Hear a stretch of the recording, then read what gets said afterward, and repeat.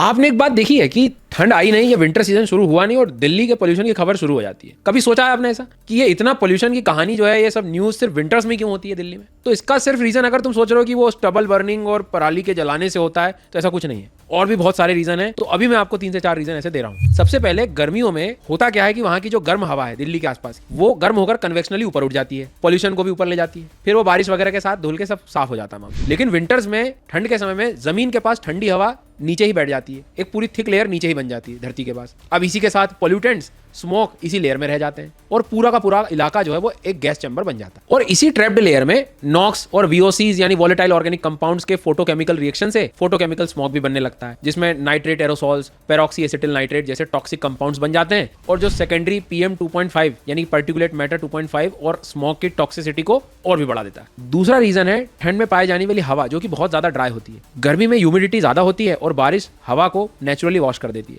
लेकिन विंटर्स की dry air में मॉइस्चर कम होता है, न बारिश होती है न स्ट्रॉन्ग विंड चलती है, इसलिए पोल्यूटेंट्स हवा में ही जम जाते हैं। और तीसरा फैक्टर है हमारी रोजमर्रा की हैबिट्स। सर्दियों में हीटर्स, गीजर्स, डीजल जनरेटर्स इतने ज़्यादा चलते हैं कि फिर पावर की डिमांड बढ़ने लगती है, फिर उसके लिए कोयला जलाना पड़ता है और फिर धीरे धीरे जो है वापस वही कहानी शुरू की कोयला जलाओगे तो प्रदूषण शुरू हो गया। ऊपर से पंजाब, हरियाणा और यूपी से स्टबल बर्निंग का स्मोक हवा के साथ नीचे फ्लो करता हुआ दिल्ली में आ ही जाता है, तो ये चीज़ और ऐड हो जाती है। ये तो हो गई पोल्यूशन के रीजन की बात, लेकिन PM 2.5 और PM 10 में से कौन सा ज़्यादा हमारे लिए खतरनाक है, ये आप मुझे कमेंट सेक्शन में जरूर बताएं। और यूपीएससी एग्जाम से रिलेटेड इंपॉर्टेंट करंट अफेयर्स के लिए मुझे फॉलो कर सकते हैं। Let's crack it.